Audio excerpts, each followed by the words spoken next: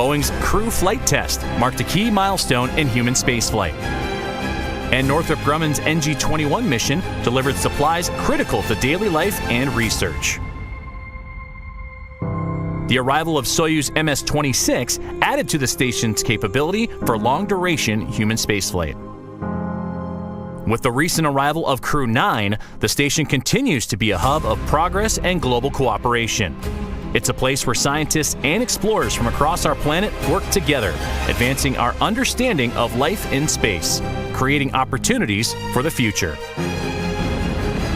Every mission this year, from cargo deliveries to crewed launches and hosting 25 residents, reminds us that space exploration is a shared endeavor.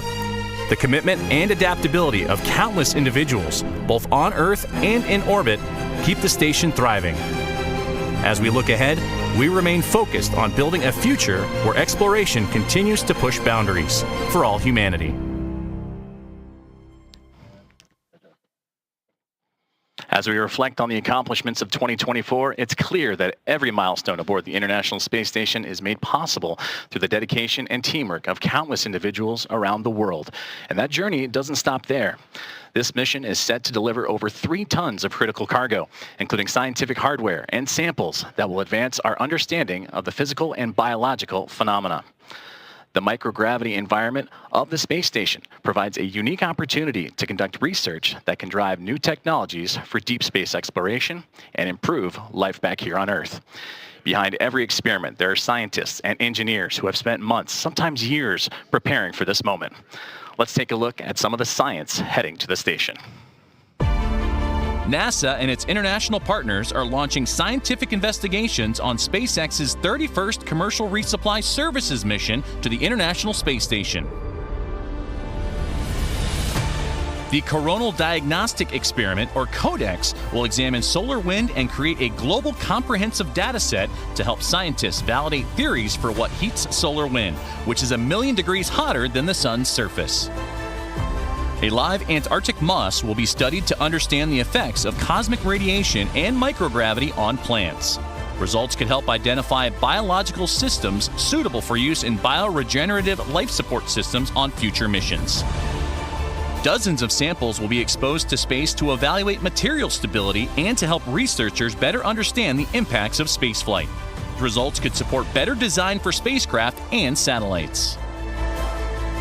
Researchers will demonstrate cold welding techniques in space and evaluate sample integrity. Results could aid in the development of interior spacecraft repair methods and improve applications of cold welding on Earth. Discover more about all of the science making the journey to the orbiting lab at nasa.gov/ISS-science.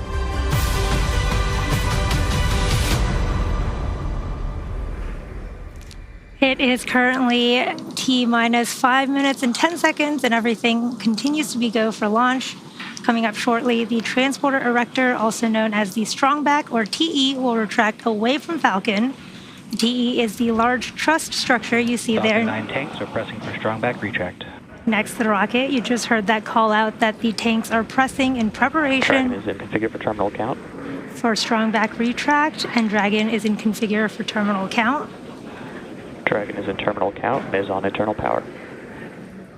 There is that call out for Dragon transitioning to internal power. And ahead of the transporter erector reclining, you'll see the clamp arms just below Dragon Strongback lower has started. Begin to open.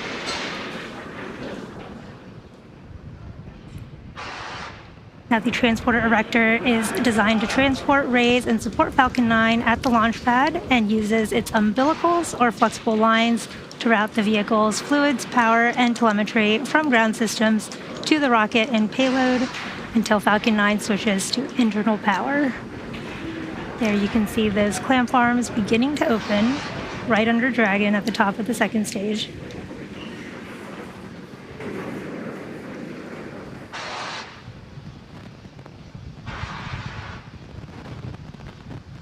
You should see that truss structure on the right. On countdown, LD pulling for MD for final status check. MD is go for launch.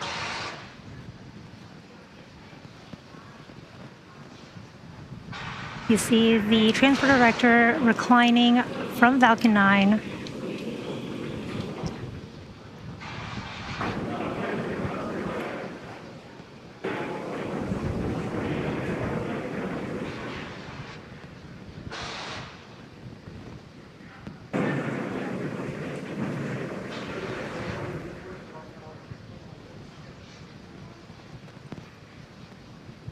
And there it is, fully reclined from Falcon 9.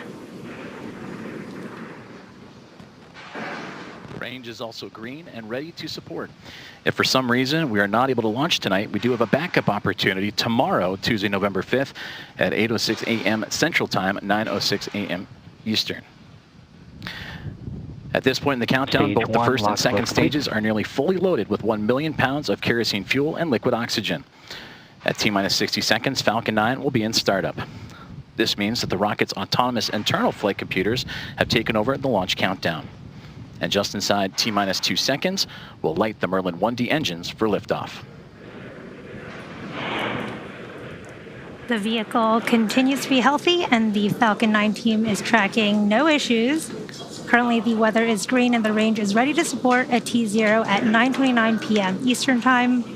Weather is looking good, and in these last few minutes, Falcon 9 is performing final health checks on the primary communications, avionics, and propulsion systems ahead of launch. Stage 2, lock slow complete.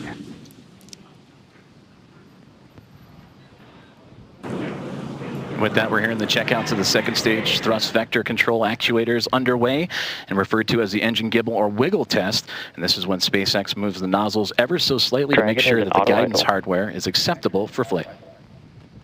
And as Dragon now moves into auto idle, continues those checkouts for the first stage engines, and that happens just seconds before ignition. At the time of launch, the International Space Station will be flying some 260 statute miles crossing the Atlantic Ocean.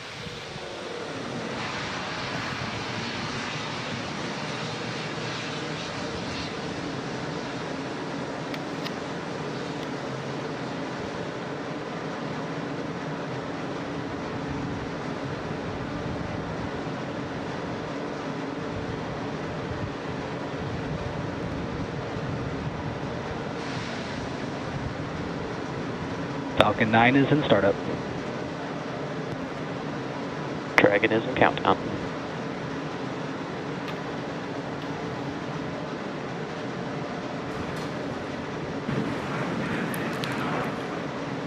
SpaceX launch director, go for launch.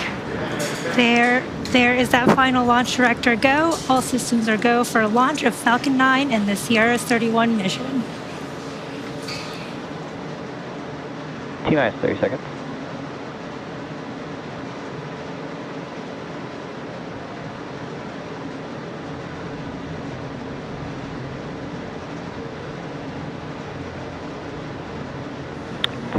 Seconds. T-minus 10, 9, 8, 7, 6, 5, 4, 3, 2, 1. Ignition. Engines full power. And liftoff. Go SpaceX. Go Falcon. Go CRS. Vehicles pushing downrange. And we have liftoff. NASA's SpaceX 31st Commercial Resupply mission is on its way to the International Space Station, carrying science, supplies, and the spirit of exploration.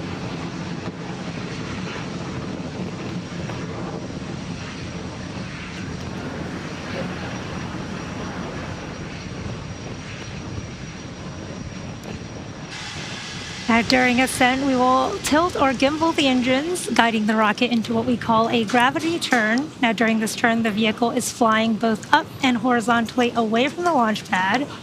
The rocket Power telemetry nominal. typically needs to go 17,500 miles per hour horizontally in order Falcon 9 is supersonic. avoid getting pulled back down to Earth. You just heard that call out that Falcon 9 is supersonic. And shortly, we'll be throttling the engines back in preparation for max Q. Max Q. There's that call up for max Q. That's the maximum aerodynamic pressure that the vehicle will see during ascent. And coming up shortly, we will have a few events in quick succession, starting with main engine cutoff, followed by stage separation, Stage 2 engine chill. second engine startup 1, and the boost back burn of the first stage. You just heard the call out for the second stage engine chill, starting in preparation for that engine startup. We are just about 30 seconds away from main engine cutoff, where the 9 Merlin 1D engines on the first stage will shut down. Shortly after that, the stage 1 and 2 will separate from one another, and the MVAC engine on the second stage will start.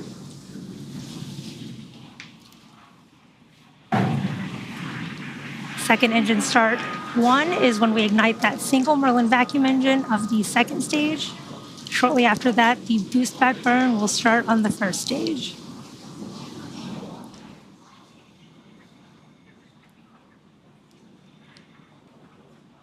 There's main engine cutoff. Main engine cutoff. Stage separation confirmed. Stage separation. Stage 2 startup. Stage 1 boost back startup. And there you can see a beautiful view of the concurrent second stage engine start along with the start of that first stage boost back burn. And really cool views from the second stage engine there and the first stage.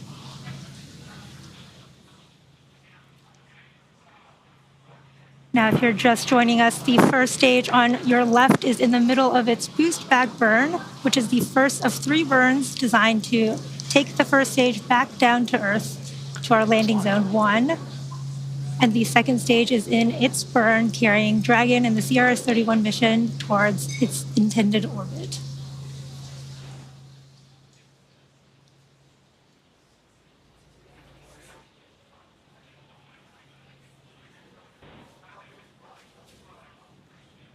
Stage 1 boost back shutdown. There is the end of that boost back burn. Again, that was the first of 3 planned burns of the first stage. And in about 3 minutes, there will be 2 additional burns, the entry burn and the landing burn of that first stage to bring it back down to land at landing zone 1 at Cape Canaveral. We are at T plus 3 minutes and 55 seconds here in today's mission.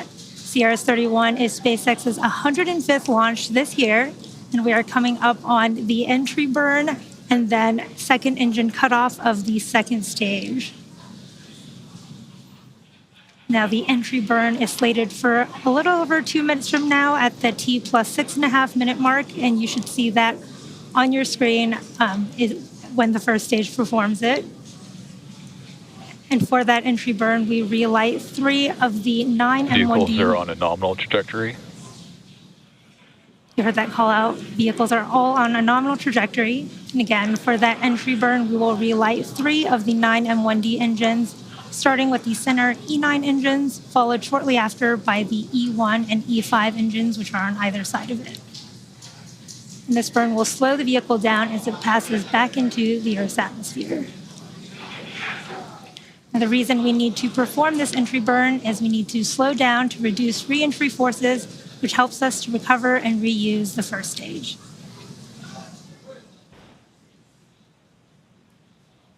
You can follow along on the bottom left and right hand of your screen for the speed and altitude for the first and second stages, respectively. And the second stage, which you can see on your screen right now, is on its first burn. And this is what will be targeting the Dragon orbit, from whence, after Dragon separation, Dragon will continue the rest of its journey to the International Space Station using its own onboard Draco thrusters.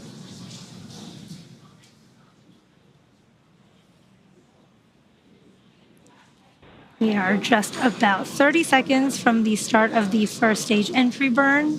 This will be about a 20-second burn that slows that first stage down as it re-enters the Earth's atmosphere. Nominal trajectory.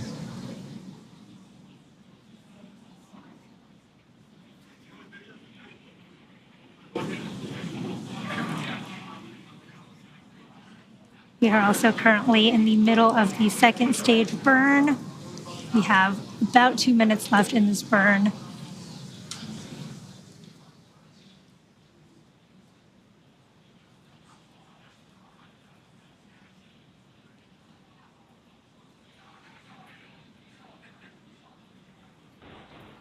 Stage 1 entry burn.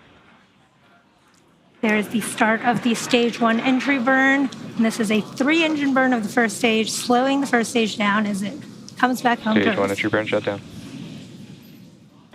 Stage 1 FTS is saved. And there is that call out for a good entry burn and the flight termination system being saved. Really cool views of the nighttime on the Cape Canaveral coast. The first stage that's supporting today's mission has performed this entry burn for the 5th time. And Falcon 9 is the world's first orbital class reusable rocket.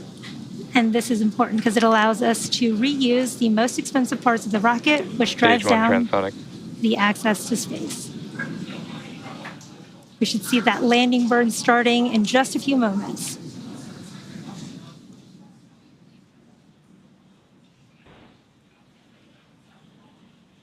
Stage 1 landing burn. There is the start of the Stage 1 landing burn.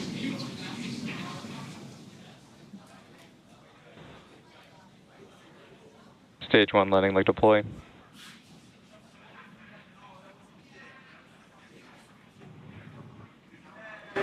Stage 1 landing is confirmed.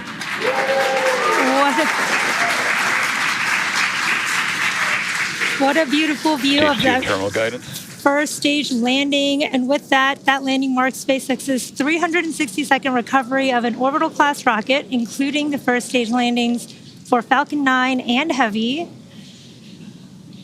And we are coming up on second engine cutoff 1 here on the second stage in just a few moments.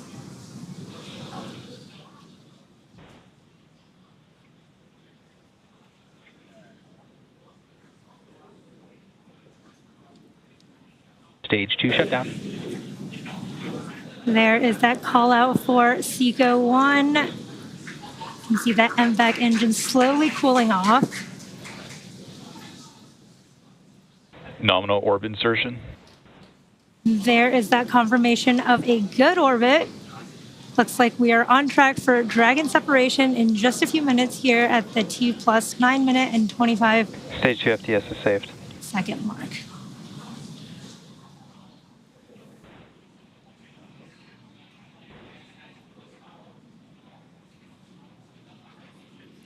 You can see that MVAC engine continuing to cool down.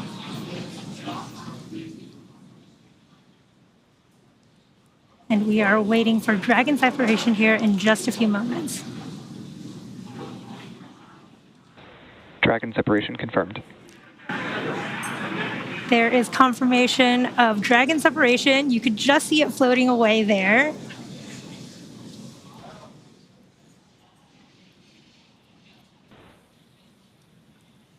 Now, if you're just joining us, we did have a successful launch from Launch Complex 39A at Kennedy Space Center.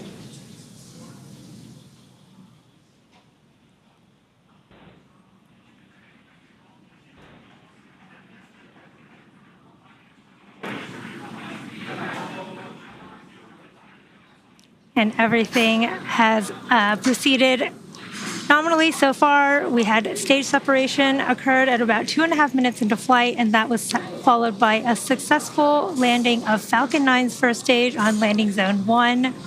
And that marked the 5th landing for this particular booster. And for those of you following along, this Dragon spacecraft previously supported 4 commercial resupply missions for NASA, including CRS 21, 23, 25, and 28.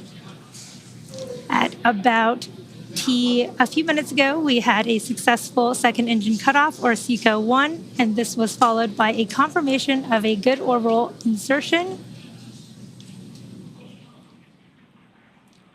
We recently saw Dragon separation floating away from the second stage as it begins its journey to the International Space Station. We should see the start of nose cone deploy here for Dragon shortly as well.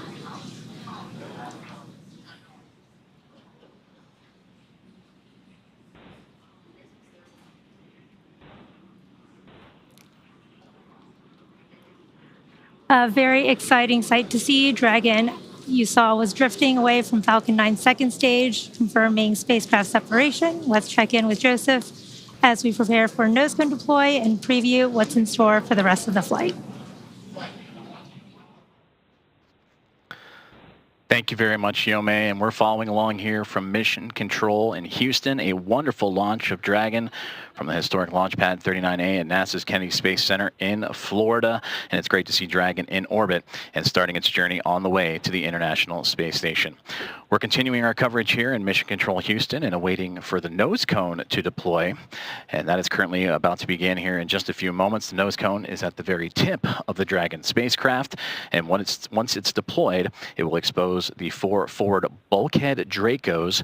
These Draco thrusters will execute a series of maneuvers necessary to raise Dragon's orbit and meet up with the International Space Station, and all that will begin in a little over half an hour from now. Now, for Dragon overall, it is carrying well over 3 tons of cargo that is heading to the International Space Station and the Expedition 71 crew, and that includes crew supplies, of course, science investigations, spacewalk equipment, vehicle hardware, and computer resources. And one thing that the Dragon is carrying also is a lot of food for the crew on board. And a common and fun question we get here at NASA is what kinds of delectables are inside Dragon and are on their way to the station for that crew who are anxiously awaiting them. And we did receive note that there is a fresh food kit that includes some fruits and vegetables, much like citrus and apples, some blueberries, sweet onions, and all that on its way inside Dragon right now. There are also 4 zipper crew kits, including crew preferences of coffee. With the holidays arriving, there's 1 bulk overwrap bag, or BOB, that features special occasion holiday items like lobster, crab, and quail. In addition to these items, there are also 110, that's right, 110 bulk overwrap bags containing standard food menu items, as well as some crew preference choices along the way. Now, as we take a look at the control rooms that are monitoring Dragon's progress and the International Space Station, there on your left, the International Space Station Flight Control Room, which is where we are here in Mission Control Houston. And then, of course, on the right, the teams in SpaceX monitoring Dragon's journey. And now this journey is going to continue on into the early morning hours and through the phasing burns that will be required to get Dragon to the space station by both teams, and then they will come together jointly just before docking to work and connect the cargo craft to the orbiting laboratory. And we're continuing to await the nose cone deploy of the Dragon craft as we continue to monitor everything here from Mission Control Houston. Now, we mentioned a series of burns required for the spacecraft once it reaches orbit, which it just did. And now in about 30 minutes or so, we will see that first round of what will be 5 burns that will take Dragon onto its next phase of the mission. So as we continue to await the confirmation of nose cone deploy, let's take a closer look at the next several hours and what's in store for the Dragon spacecraft. Now, immediately after Dragon separated from the Falcon 9, it begins what we call the activation and rendezvous phase of the mission. And during this phase, Dragon is configured for on-orbit operations. And this phase begins after the separation of Dragon from Falcon 9 and ends with the completion of the final co-elliptic burn. Our initial orbit today is 190 kilometers by 210 kilometers. And with those values representing the perigee and apogee of the orbit, or the lowest and highest points over Earth. That means the orbit isn't a perfect circle, but more like a very slight ellipse. Now, over the next several hours after liftoff, Dragon will execute a series of burns, which will gradually raise its orbit to align more closely with the station.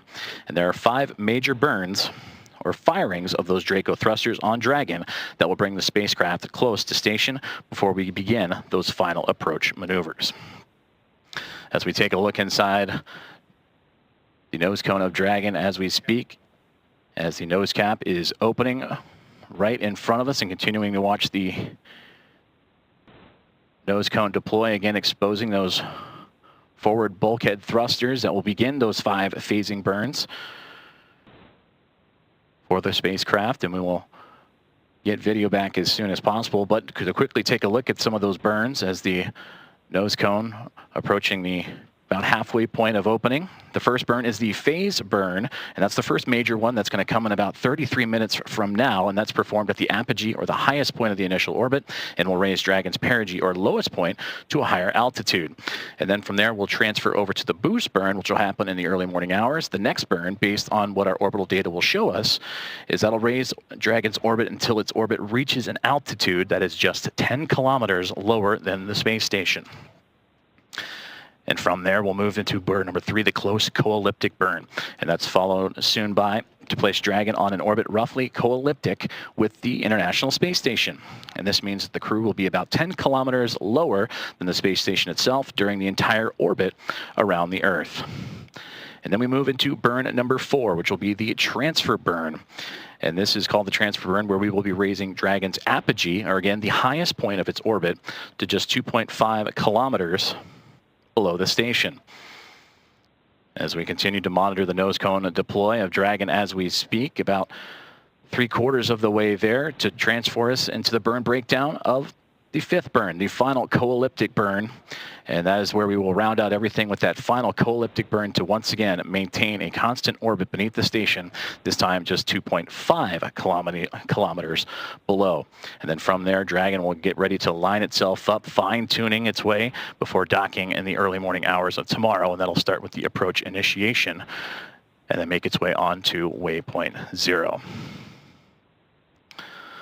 As we continue coverage in a successful on-time launch of NASA's SpaceX 31st Commercial Resupply Services mission en route to the International Space Station. As nose cone deploy just a moment away from locking into position.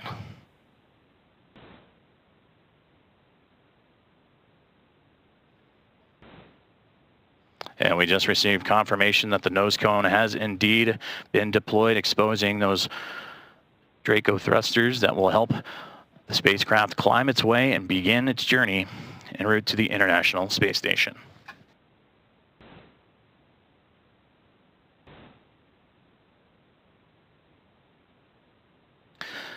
Now that the nose cone is deployed, Dragon is ready for its phasing burns to the International Space Station with a successful orbital insertion. And I'm now joined by Bill Spetch, Operations Integration Manager of the International Space Station. Bill, thank you very much for joining us. Great to be here. We've discussed the crucial role of collaboration, teamwork, and dedication in making missions like this possible and ensuring a continuous flow of science, technology, and resources. How have you witnessed this in your team's preparation for this mission and in recent missions? Well, you know, operating a world-class orbiting laboratory requires extensive collaboration across all aspects of the ISS program. We have adapted to numerous items that were not as we originally planned, and we have the best team in the world, and really around the world, working solutions to every potential problem that could arise. Most recently, the outstanding international collaboration around the very busy traffic schedule to ISS and adjusting to that ever-changing launch and landing schedule while we prepared for the future by adding new capabilities to the ISS. It certainly has been a busy time for the space station. It feels like it's been like that for quite some time now. And with this cargo mission, add that to the traffic dossier for this mission. Well, in addition to the cargo being delivered aboard it, another important aspect of this mission is showcasing the spacecraft's reboost capabilities. We touched upon it earlier in the broadcast of this importance and what it means to the International Space Station. But can you explain the significance of this ability and its importance for the space station? Yeah, the ISS requires periodic boosts to maintain its orbit around the Earth. And normally these are completed by Progress, the Zvezda service module, or even Cygnus. It is important to us to continue to add capability to the ISS, and performing reboost with Dragon is an awesome addition to that capability. Plus, this allows the team to gather data that helps inform the design and operation eventually of the US-2 orbit vehicle. In your time and in your career with the International Space Station, you focused on maintaining its health and its integrity. How do missions like this one help achieve those goals while also advancing the station's capabilities, like you just touched upon with some of the traffic coming to and fro, also the scientific research and the technological developments? You know, ISS depends on a steady flow of supplies to safely maintain and continue on with its mission. This mission delivers examples of all those needs for the vehicle. Dragon will deliver food, spares, and of course the very important science that we conduct on board. Dragon also returns items to the ground. This allows us to refurbish hardware instead of building new copies, investigate designs and improve reliability for future spaceflight endeavors, and allows the scientific sample return to Earth that furthers research.